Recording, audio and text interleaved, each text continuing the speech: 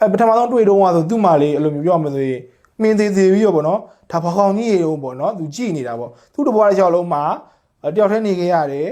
ဟိုအဲ့9နှစ်ကျော်လောက်နေခဲ့ပြီးနောက်ပိုင်းမှာရိုးရိုးဝမ်ရောက်လာတယ်ဝမ်ရောက်ပြီးတိတ်မကြဘူး2လပဲကြာတယ်နောက်ထပ်ပေါ့စနာရောက်လာတယ်ဆိုတော့သူ့မာကဟိုပြောမယ်ဆိုရင်ဖြစ်ပျက်တွေကအရမ်းမြန်ပြီးတော့ဗောနော်သူလက်မခံနိုင်တချို့ရတယ်သူလက်မခံနိုင်ဗောနော်ရုံးနဲ့ဘယ်ရောက်လာတာတော့သူဗောနော်သူခင်ကကျွန်တော်ပဲမူလိုက်တာလားဗောနော်အဲ့လိုမျိုးတွေဖြစ်လာတာ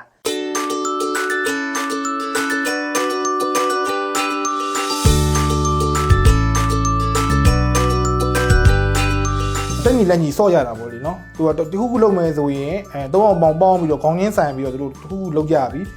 အစာတွေကိုခိုးဖောက်မလားဒီအစာတွေကိုခြီကြမလားတခုခုပစ္စည်းတခုခုကိုတွန်းချမလားလို့သုံးအောင်ပေါင်းပြီးတော့အမြဲစီးစီးလုံးလုံးလုပ်ကြတာများတယ်အဲ့လိုပေါ့နော်ဟိုများသောအားဖြင့်ကတော့ဥဆောင်တဲ့သူကတော့မောင်ကိုပေါ့ကိုကတော့ဥဆောင်တယ်ပေးကဘေးကနေရက်ကြည့်ပေးတယ်ဆိုးကအဲ့ဥစ္စာကိုလိုက်လုပ်ပေးတယ်သူတို့မှလည်းသူတို့ပေါက်စနာတွေရဲ့သူတို့ fan တွေရှိရပါတော့ချိုးကကြတော့ပြပြဥမှချစ်တာချိုးကကြတော့ကိုပဲချိုးကြတော့ဆိုးပေါ့လေဆိုးကြတော့ဘာဖြစ်လဲဆိုတော့ဒီ11နဲ့အရန်တူတယ်ပြီးတော့ဟိုသူကတုံးကကွာဟို break gale လေးပုံစံပေါက်တယ်ကွာလက်တစ်ဖက်မှာလည်းသူ့မှာအမတ်ကအကြီးအစင်းကြားကြီးပါတာပေါ့နော်ဒီသူ့အကိုတွေရဲ့ဒီကြီးလိုအကြားကြီးကသူ့လက်မှာတော့ပါတော့ဒီတော်တော်များများအဲ့ဒါကိုသဘောကျကြတာပေါ့နော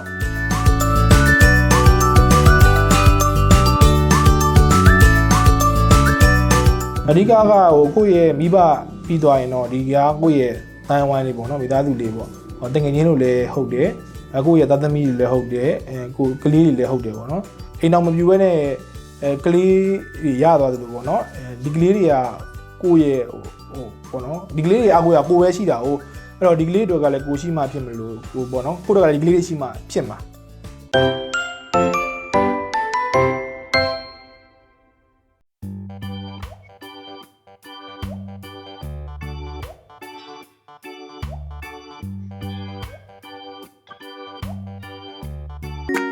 ဝန်ကရောက်လာကတော့ကျွန်တော်ညီလေးရပေါ့နော်သူနိုင်ငံခြားသွားတော့မှာအကိုကြောက်ရှိမှာတော့ဒီကြောင်မလေးရှိရပေါ့နော်အကိုကြီးယူမလားပေါ့နော်မယူဘူးဆိုလဲသူကဘာမှဖြစ်ဘူးသူအိမ်မှာသူထားမှာပေါ့အဲ့နဲ့ကျွန်တော်စဉ်းစားလိုက်တာပေါ့ဒီသူနေကျွန်တော်ရှိမှနေတာတယောက်တည်းနေရတာများပြီလေအဲ့တော့ဒီတကယ်တမ်းပြောရင်တော့ကြောင်မိန်းမအနေနဲ့မဟုတ်ဘဲနဲ့တော့ကြောင်မလေးအနေနဲ့မဟုတ်ဘဲနဲ့သူအဖော်ရဖို့ကစားဖို့အနေနဲ့ပေါ့နော်ကျွန်တော်ကအင်္ဂါမွေးမယ်ကွာငါရှိကိုပို့လိုက်လို့ပြောအဲ့သူကနေပွဲအချိန်မှာအဲ့လိုဝမ်ရောက်လာခဲ့တာအဘလို့လဲဆိုတော့တခါဟိုကျွန်တော်ကလည်းစဉ်းစားရတာပေါ့တကယ်ပြောရမယ်ဆိုရင်လူလိုတွဲရတာပေါ့ညီမလေးဒီမှာတယောက်တည်းလူသားတယောက်တည်းနေရအရန်ပြင်းဖို့ကောင်းတယ်လေအဲ့တော့ဟိုလူဖို့ကျွန်တော်နဲ့သူနေရဟိုစိတ်ကင်းဆက်တယ်ဆိုပေမဲ့သူ့ရဲ့ဘာသာစကားကိုနားလဲတာကကြောင်လေးပဲနားလဲမှာဟုတ်အဲ့တော့ကြောင်လေးတစ်ကောင်ပဲတဲ့မို့ထပ်မွေမဲ့သူလည်းပြင်းနေမှာဆိုတဲ့စိတ်နဲ့မူလိုက်တာပါသူကအရန်ချက်တယ်ဆိုတာသူစရောက်ကလေးကသူကပေါ့နော်သူ့ရဲ့အမူကျင့်ပေါ့ကြောင်မလေးတွေအများကြီးနဲ့သူတွေ့ဘူးရဆိုပေမဲ့အဲ့လိုမျိုးဝမ်စရောက်ပြီးနောက်ပိုင်းမှာတော့သူကလိုမျိုးပို့ပြီးတော့ဗောနော်တန်ရောစင်တွေ့တဲ့ပုံစံမျိုးတွေလည်းပြတယ်ဟိုကြိုဆိုတဲ့အထိမ်းအမှတ်တွေ welcome ဖြစ်တဲ့ပုံစံတွေလည်းသူကအမြဲတမ်းပုံစံမျိုးစုံနဲ့လုပ်ပြတာဗောသူသဘောကျတာကဘယ်လိုမျိုးလဲဆိုတော့ तू က11လေးနာမှာနေရတာကို तू သဘောကျတယ်များသောအားဖြင့်အဲ့လိုအိတ်ရင်လည်းဟို तू ကက်အိတ်တာမျိုးပါမလုပ်ဘူးဆိုပေမဲ့11ကဒီရှေ့မှာအိတ်ရင်1ရဲ့ရှေ့မှာချုပ်ပုလုံးကအမြဲတမ်းအိတ်တာ11ဘေးမှာအိတ်တယ်ဆိုရင်ပြောမှဆိုရင်သူ့ရဲ့ခေါင်းကြီးပြုတ်ထားတဲ့နေရာက11ရှိတဲ့နေရာမှာ तू အိတ်တာအဲ့လိုမျိုးပဲအိတ်တာသူတို့ဒီကြောင်ချင်းပြတဲ့ left side နေပေါ့နော်ဒါကတော့ကျွန်တော်တို့ဒီလူတွေမြင်တာလည်းသိရပေါ့နော်ဒါဘယ်လိုသဘောရလဲဆိုတာတချို့မှဆိုရင်ချောကြီးရဲ့ပြုံးတာတော့မမြင်ဘူးဒါပေမဲ့မရသူ6နှစ်မှာပေါ့နော်6နှစ်ရှိမွေးတယ်ဆိုပေမဲ့သူပြုံးဘူးတဲ့နေကတော့သူပြုံးလာတဲ့နေကတော့11တို့ဘာလို့စရောက်တဲ့နေရပဲသူစပြီးပြုံးတော့တာပဲအဲ့လိုမျိုးရှိတယ်အထူးကြပေါ့လေနော်ဟို11မရောက်ခင်ကာလတုန်းကသူဘယ်တော့မှမပြုံးဘူးသူကျင်တဲ့ဆိုတဲ့ပုံစံမဲ့ဒီကျွန်တော်တို့ဒီလေလာလေးဒီမြေရောက်လေးတွေပုတ်ပြီးကျင်တဲ့ပုံစံလောက်ပဲရှိတာအဲ့သူပြထမဆုံးပြုံးတာအဲ့လို11ရောက်တဲ့တုန်းကတော်တော်ပြုံးနေသူပျော်လဲပျော်နေတာသူအော်လဲအော်ကျွန်တော်တို့ကြောင်နေရတော့ဖိုတန်ပေးတာပေါ့လीနော်အဲ့လိုမျိုး11လေးကျွန်တော်ဒီလောင်ရင်ထဲကနေကျွန်တော်တို့ခဏဖြုတ်ထားတဲ့အချိန်မှာသူကလောင်ရင်လေးရှိမှလို့တခြားကိုသူက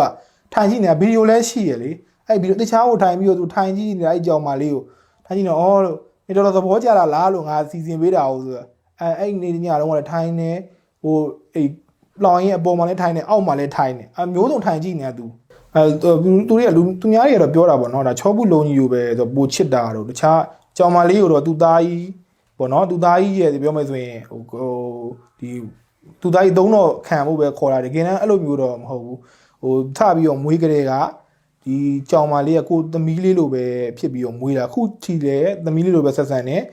ချောကြီးလိုမျိုးချောကြီးထက်ကိုလည်းပိုကျွေးတယ်ချောကြီးထက်ကိုလည်းပိုကူးတယ်ဒါပေမဲ့ဒါတွေကတော့ဒါအပြင်ကလူတွေတော့မမြင်ရဘူးပေါ့နော်ဒါကျွန်တော်ဒီဟိုဒါပေမဲ့သိတဲ့ကိစ္စတွေပဲဖြစ်လို့တချို့ကမသိကြတာလည်းပါပါတယ်အဲ့ဒီတော့ဗကြီးမှန်းမသိဘူးဆိုတာကအဲ့တော့ဝမ်ဝမ်ကအရန်စားတာကဘယ်လောက်ထိတောင်စားလဲဆိုတော့အစာတွေကိုချောဘူးလုံးရဲ့နှစ်စထိစားတာနှစ်စထိစားတော့ဟောသူဒီငလင်ကပြန်လာပြီးကောင်းကောင်းစားရပဲဆိုကိုကတော့ဟောသူစားတဲ့လောက်ကျွေးတာပေါ့ဒါပေမဲ့ဟိုများတာတော့ပြောပါတယ်ဟိုဝမ်ဝမ်ရဲ့ဒီပေါ့နော်ဒီနိုဒီကောင်းလေးတွေကကျွန်တော်တို့ဟိုဖောင်းဖောင်းလေးဖြစ်လာပြီဒါကလေးရရဲ့လက္ခဏာဆိုကိုကလည်းတစ်ခါမှ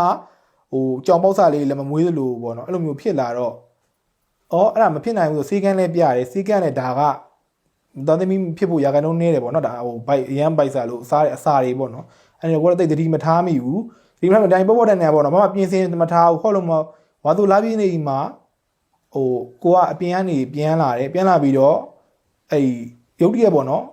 ်ကြည့်တော့ဟာလို့ဖြစ်နေတာဘာကောင်လေးလဲကြည့်တော့မှချောဘူးဝမ်ဝမ်အဲ့လိုမျိုးကလေးတွေမွေးနေတာတွေ့တော့မှပြာခတ်ပြီးတော့တင်ငရင်တွေကိုဆက်ဘယ်လိုလုပ်ရတာတော့ဘယ်လိုမွေးရတာတော့အဲ့တော့ Facebook ကနေပြီးမှအဲ့ကိုပေါ့နော်ကြောင်မွေးဘူးတဲ့အမတွေကိုလည်းအကူအညီတောင်းရတယ်အဲ့လိုကနေပြီးမှကလေးတွေစပြီးတော့မွေးလာခဲ့တ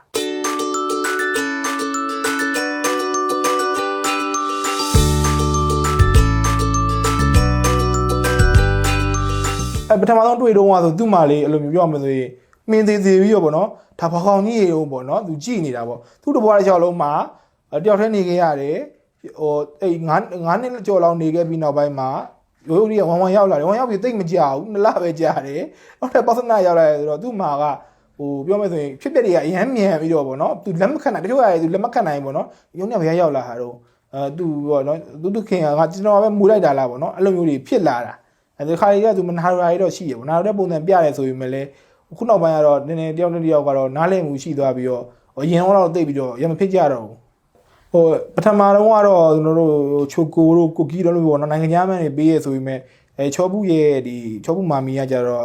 အဲ့လိုတွေမပေးနဲ့ပေါ့နော်ဟိုဝါဆိုလာပြင်းနေမှာလဲမွေးတာလဲပါတော့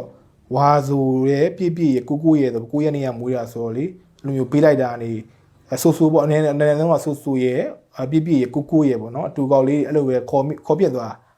းတကယ်လဲသူတို့ကဟိုတကယ်ကြီးဝါဆိုလာပြင်းနေမှာထားမှုတော့သူတို့ကလည်းတော်တော်လေးထူးကြတာပေါ့ဖြစ်က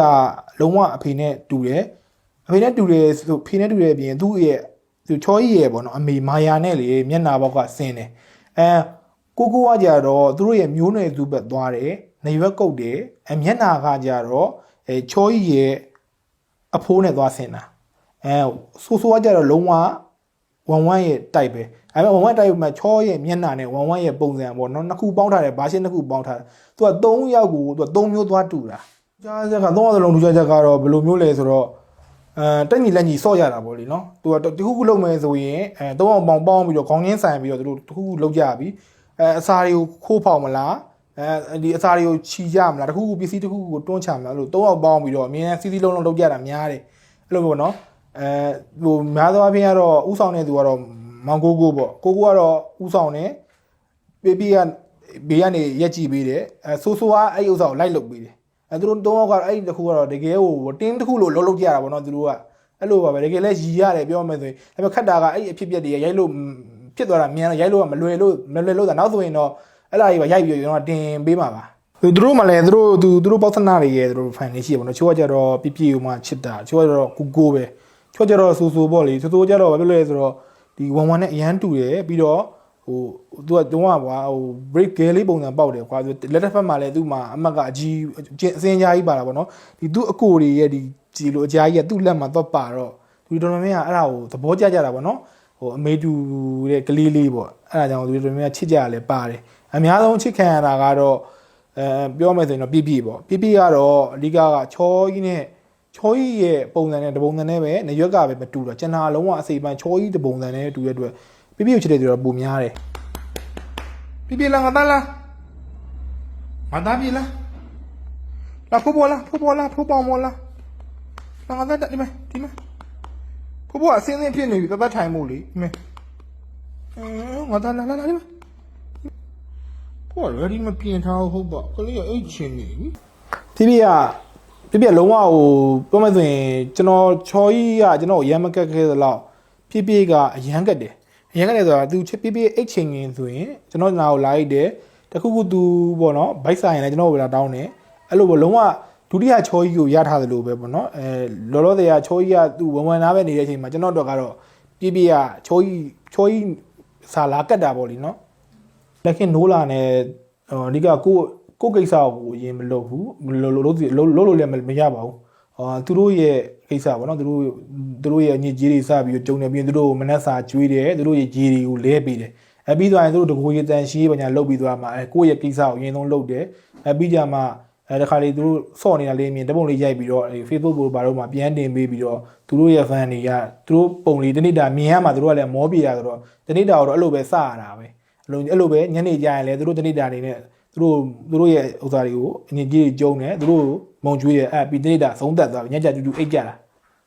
ကလေးတွေကိုတော့မွေးစားမဲ့သူတွေရှိတယ်ဒါပေမဲ့လည်းကိုကတော့မပေးနိုင်ဘူးလေနော်ဘာဖြစ်လို့လဲဆိုတော့ဒီပထမဆုံးကိုယ့်ရဲ့လက်ထဲမှာသူတို့လေးတွေတေးလေးလက်ခုပ်ထဲကနေပြီးတော့ကလေးတွေပေါက်ကနာနေရွယ်ထိအောင်လို့ပြီးတော့မွေးလာတော့တန်ရောင်းတွေကလည်းအရန်ဖြစ်တယ်ရတယ်ပါတယ်ဘယ်သူမှမပေးနိုင်ဘူးဒီမိသားစုကဒီ9ယောက်နဲ့နေပြီးသွားပြီဆက်လည်းမမွေးတော့ဘူးထပ်ပြီးတော့လည်းတိုးလာတဲ့အကြောင်းမရှိတော့ဒီလိုပဲတက်လုံးနေသွားကြမယ်ဆိုပြီးတော့ကိုယ်ကတော့လည်းဆုံးဖြတ်ချက်ချထားတာပါအဓိကကိုယ့်ရဲ့မိဘပြီးသွားရင်တော့ဒီကကိုယ့်ရဲ့တန်ဝိုင်းလေးပေါ့နော်မိသားစုလေးပေါ့တကယ်ချင်းလို့လည်းဟုတ်တယ်ကိုယ့်ရဲ့သားသမီးတွေလည်းဟုတ်တယ်ကိုကလေးတွေလည်းဟုတ်တယ်ပေါ့နော်အဲ့တော့ဒီလိုပဲသူတို့နဲ့နေရတဲ့ဘဝကပြောမယ်ဆိုရင်ပျော်ဘူးလည်းကောင်းတယ်ဒါကတော့ကလေးတွေဒီကြောင်လေးတွေတို့အောက်လေးတို့မွေးဖွင့်နေတဲ့သူတွေပဲဒါချင်းချင်းသိမဲ့ဆိုတဲ့ခံစားချက်ပေါ့လीနော်တခြားသူအနေနဲ့ကတော့ဒါသိမှာတော့မဟုတ်ဘူးဒါတကယ်သိကျင်တော့လို့မွေးချင်မှာပဲသိမှာဒီကိစ္စအချက်ကတော့ကျွန်တော်အနေနဲ့ကျွန်တော်တကယ်ရင်လည်းလို့ပဲလိုက်မွေးခိုင်းပြီသူတို့လည်းခုဆိုရင်တော်တော်သဘောပေါက်နေပါပြီသူအနေနဲ့လည်းပေါ့နော်ဒီကြောင်လေးတွေအောက်လေးသူတို့လည်းစပြီးတော့မွေးနေကြပြီပေါ့နော်မွေးနေပြီးတော့မင်းပြောတာဟုတ်ပါလားပေါ့နော်မင်းခံစားရတာတွေကဒါအပူမပြောဘူးပေါ့နော်ဒါတကယ်သူတို့ကိုယ်တိုင်လည်းသူတို့လက်ခံလာကြပြီတကယ်ချင်းတွေကိုမများလေအိမ်အောင်မပြူဘဲနဲ့ကလေးတွေရသွားတယ်လို့ပေါ့နော်ဒီကလေးတွေကကိုယ့်ရဲ့ပေါ့နော်ဒီကလေးတွေအကူကကိုယ်ပဲရှိတာ哦အဲ့တော့ဒီကလေးတွေကလည်းကိုရှိမှဖြစ်မလို့ကိုပေါ့နော်ကိုတို့ကလည်းဒီကလေးတွေရှိမှဖြစ်မှာအဲ့လိုမျိုးခံစားချက်ပေါ့တကယ်ပေါ့စိတ်ညစ်တဲ့အခါတို့ဘာလို့ဆိုရင်တော့သူတို့လေးတွေနဲ့ဖက်ပြီးတော့နေတာပေါ့နော်တကယ်လဲ stress တွေပျောက်တယ်တခါရမ်းစိတ်ညစ်တာတို့ဘာလို့ဖြစ်လာရင်တို့ပေါ့နော်သူတို့လာပြပြလာခဲ့ဘိုးရှိဆိုရင်ပြပြရမှာပြပြအဲ့ငြိမ်ပြီးတော့ဘိုက်လေးပေါ်မှာငြိမ်ပြီးအဲ့လုံးဝကိုယ်စိတ်ညစ်တာအကုန်လုံးကိုယူသလိုပျောက်သွားတာသူတို့ကလည်းကိုယ်စိတ်ညစ်ရင်သိတယ်ချောကြီးကလည်းသိတယ်ပြပြတို့ကတော့လည်းသူတို့သိတယ်အဲ့တော့ကိုနားလေးမှာလာပြီးခွေပြီးတော့လေမိသားစုတွေလိုမျိုးပေါ့တရားတူအိတ်ကြတာပေါ့နော်အဲ့လိုမျိုးလေးအိတ်ကြတော့စိတ်ညစ်တာလည်းပျောက်သွားတာပဲသူတို့ကြည့်ပြီးကိုပြုံးနေတာပေါ့နော်အဲ့လိုမျိုးနေရတာကတော့တော်တော်လေးတက်တာတယ်သူတို့နဲ့နေရတာမောင်ချောတော်ပြီငါသားရဲ့ငါတော့တော်ပြီ